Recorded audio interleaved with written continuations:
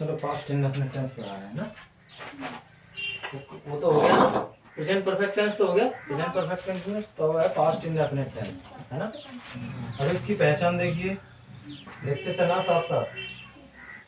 इसकी पहचान क्या है पास्ट इंडेफिनिट टेंस की? जिन हिंदी वाक्यों की मुख्य क्रिया के अंत में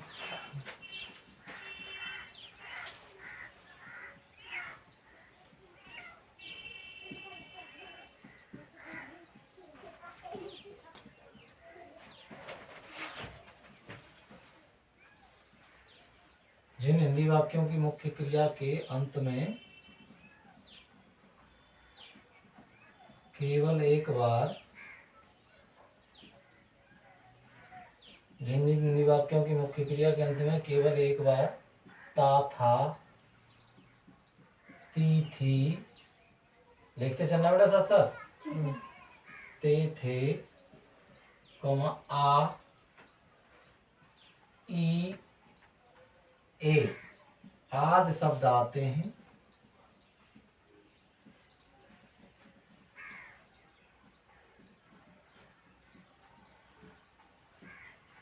वहां क्या होता है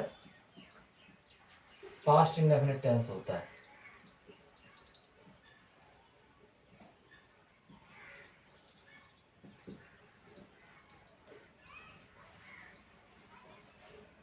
समझ लीजिए, यानी हम आज पढ़ा रहे हैं आपको पास्ट इंडेफिनिट टेंस। तो इसकी पहचान कैसे करेंगे?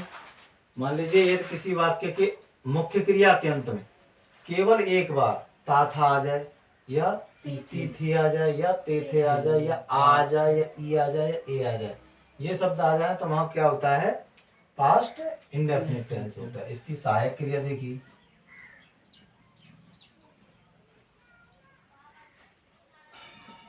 सहायक क्रियाएं,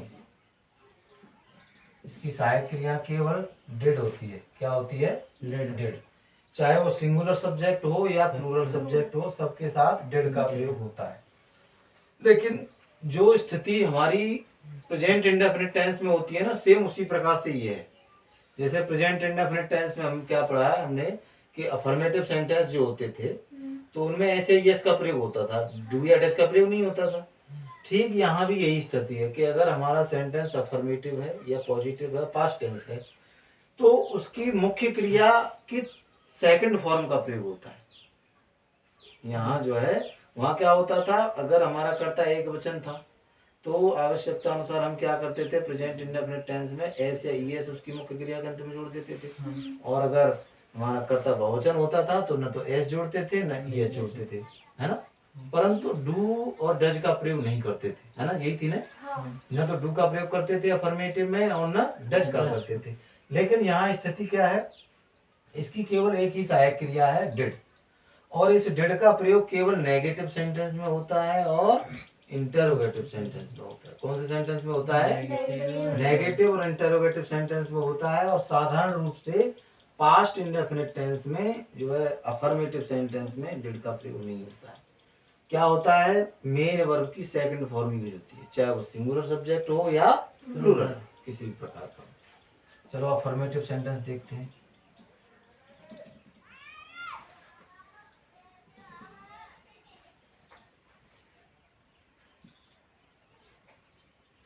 अफर्मेटिव सेंटेंस बोल दो या पॉजिटिव बोल दो, बात एक ही है।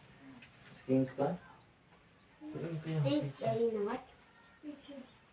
खत्म हो गई इनका पीछे।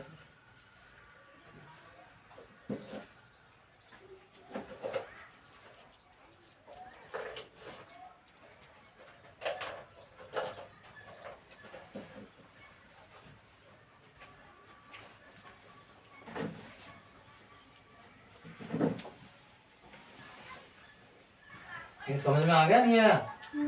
यानी पास्ट इंडेफिनिट की जो असर्टिव सेंटेंस होते हैं उनमें क्या होता है, डिड का प्रयोग कब होता है, किस सेंटेंस में होता है? नेगेटिव में और पॉजिटिव, नेगेटिव और इंटरोगेटिव में होता है। अफर्मेटिव में क्या होता है? मेन वर्ब की सेकंड फॉर्म यूज होती है। क्या होता है? मेन वर्ब की सेकंड फॉर्म यूज होती है। सेकंड फॉर्म कौन सी होती है? यानी अफर्मेटिव सेंटेंसेस में क्या होगा, मेन वर्ब की सेकंड फॉर्म यूज होती है।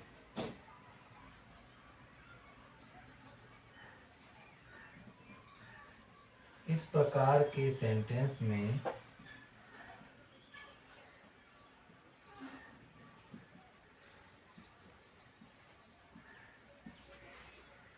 मुख्य क्रिया की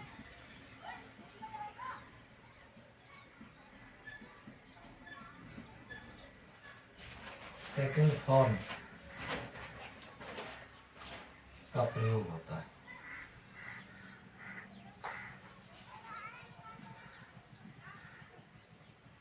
इसका प्रयोग होता है, यानी अफर्मेटिव सेंटेंस अगर आप पढ़ते हैं तो इसमें मुख्य क्रिया की सेकंड फॉर्म का यूज होता है, डिड का प्रयोग नहीं होता। किसका? डिड का प्रयोग नहीं होता है।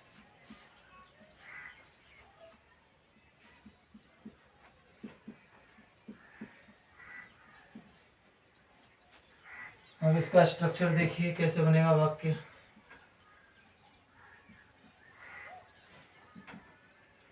सबसे पहले सब्जेक्ट लगाएंगे, उसके बाद second form of the main verb, यानी मेन वर्ब की सेकंड फॉर्म लगाएंगे।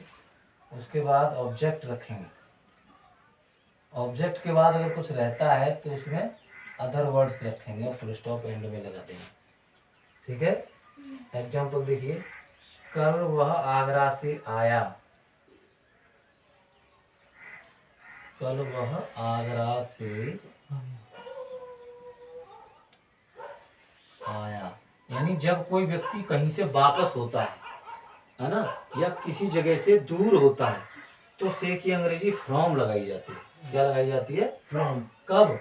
जब कोई चीज किसी चीज से अलग होती है। जैसे वह आगरा से आया, तो आगरा से अलग हुआ कि नहीं हुआ, तो यहाँ से की अंग्रेजी क्या लगाएंगे? फ्रॉम।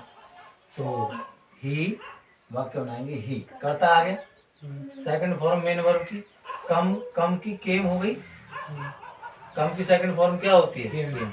तो मेन वर्ब होगी, यहाँ से की अंग्रेजी क्या लगा देंगे? फ्रॉम।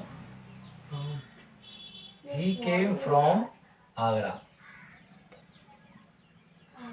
कल की अंग्रेजी यस्टरडे। ठीक है?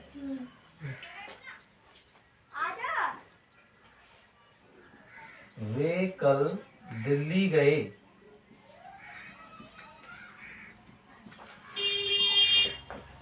वे कल दिल्ली गए, तो वे की अंग्रेजी यहाँ क्या आएगी? दे। क्या हो गई? दे। वे की अंग्रेजी यहाँ दे हो गई। गए की अंग्रेजी वेंट। क्या हो गई? Went to Delhi. DELHI, Delhi yesterday.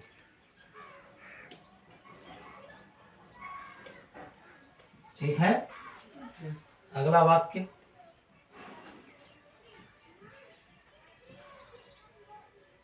अध्यापक ने ब्लैक बोर्ड पर लिखा।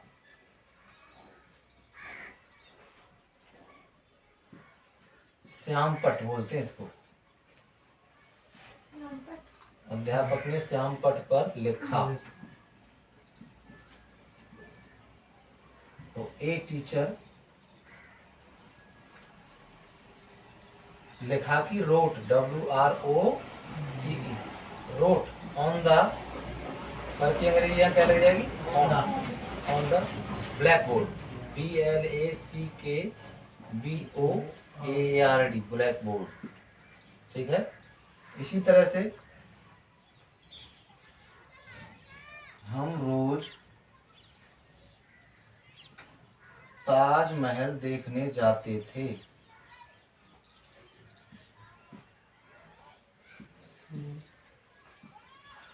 हम रोज ताजमहल देखने जाते थे। थे आ गया कि नहीं आ गया? तो वी की अंग्रेजी, हम की अंग्रेजी वी लग गई। जाते थे, वेंट टू सी द ताज। रोज की अंग्रेजी यहाँ डेली लगाते, DAILY। समझ में आ गई।